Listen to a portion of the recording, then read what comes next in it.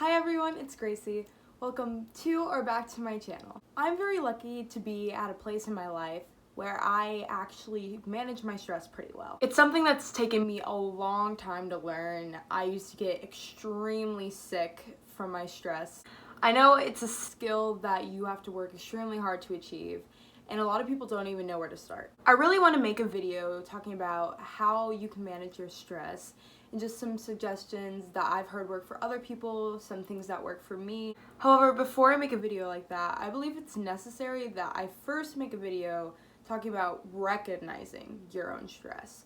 I doubt there are many people in this world that go throughout their day without experiencing any stress, but it's important to recognize when that stress is building up before it hits breaking point, because that's when a lot of people finally look for help. The best way to treat stress is proactively, before you hit that breaking point. Of course, you can always come back from that breaking point, but it's a lot healthier to start building those self-care methods and preventative measures before you get there. Today, I'm going to talk about a lot of symptoms of stress that people don't often recognize are symptoms of stress, and sometimes can even be seen as an internal trait and make people feel even worse about themselves. First, I'm going to talk about symptoms of stress that are related to needs. Now, this is where a lot of the common advice such get 8 hours of sleep, eat breakfast every day comes from. When stress is starting to build up, people tend to reach out to certain things to cut out of their life so that they have more time to address the situation that's bringing them stress.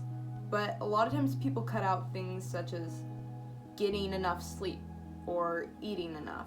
It's not helped by the fact that many people that are undergoing stress suffer insomnia or loss of appetite. So while sleeping only 4 hours seems to help you have finished your homework, or skipping meals to do work feels like it's boosted your performance, in the end, doing that thing once is not going to mean you're protected from all other stress factors. There's going to be more homework, there's going to be more stressful situations to deal with at work, and you're putting yourself in a position to be even less ready to tackle those situations. So recognizing that you're putting your own physical needs on the back burner because you'd rather prioritize other things in your life is a really good way to recognize you're beginning to experience burnout from stress. But many people miss these as signs of stress, and then we move on to the more serious side effects of these that are also indicators of stress. Being unable to stop yourself from nodding off at work, having memory issues, even having a headache, all signs of being lethargic from not eating and not sleeping. People will experience stomach issues. You're failing to take care of your body, so your body's starting to fail to take care of you. And many people feel guilty when they start to sleep at work or can't remember things that they usually are able to remember. It makes them feel guilty, and they only become more stressed because many people don't realize this is just a side effect of not taking care of yourself in the first place. And when this isn't recognized, it can just lead to a worsening of the cycle, sleeping less, eating less. And maybe you can't eat in the mornings, it's just you. And maybe you only need 6 hours of sleep at night to function properly. That's okay. But recognizing when you're deviating from your normal self-care is important in recognizing your stress. The next symptoms of stress that I want to address are the ones that manifest as more habitual. And the big one you're probably familiar with, even if you didn't realize it's a symptom: procrastination. I feel like it's a very uncommon myth that procrastination is a sign of good stress management, because people say, oh, you can just handle a lot in a little bit of time, while other people need more time to deal with that issue. Absolutely not. Procrastinators are just major avoiders. And while this sounds like a call out, I've definitely done it. There's a situation.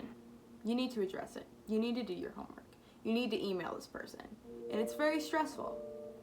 And when you try to do it, that stress level just creeps up on you, so you back out and you push it off. Many people just identify as procrastinators, either proud or not so proud. But both of these groups of people don't realize that their procrastination is something that they can change.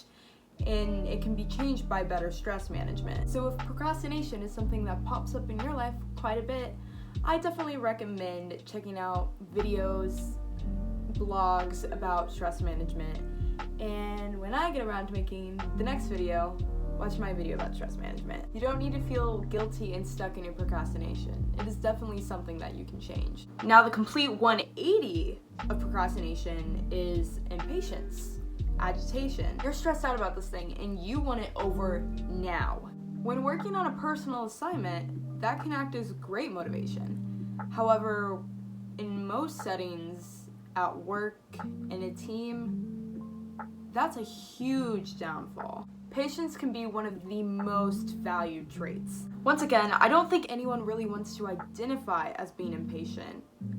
It's just many people don't recognize that this is a symptom of stress that can be treated through stress management. In comparison to the first symptoms I talked about, being a procrastinator or impatient might not lead directly to the downfall of your personal health, but it will cause your work relationships, your personal relationships to deteriorate, and you might lose some opportunities that were really important to you, and the cascade of amplified stress begins. So like how I discussed stomach issues are an extreme symptom of stress, losing your job can also be an extreme symptom of stress. Now, these are often the symptoms of stress that go unrecognized because people think I'm feeling upset because I have stomach issues, or I'm feeling upset because I lost my job. Of course, you will have stress because of those, but you also caused those in a way with your stress. I really just want to paint a picture of how unmanaged stress can heavily impact someone's life. But I have great news.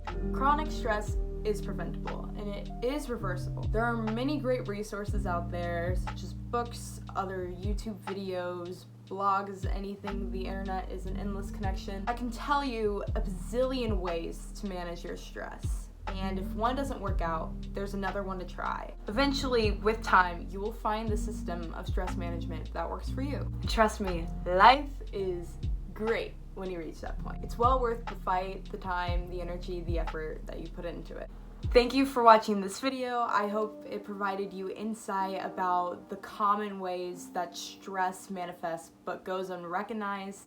When I upload my video about my personal tips about stress management, I will link it here somewhere at the bottom during the outro. I hope that you have a great day, and I will see you next time.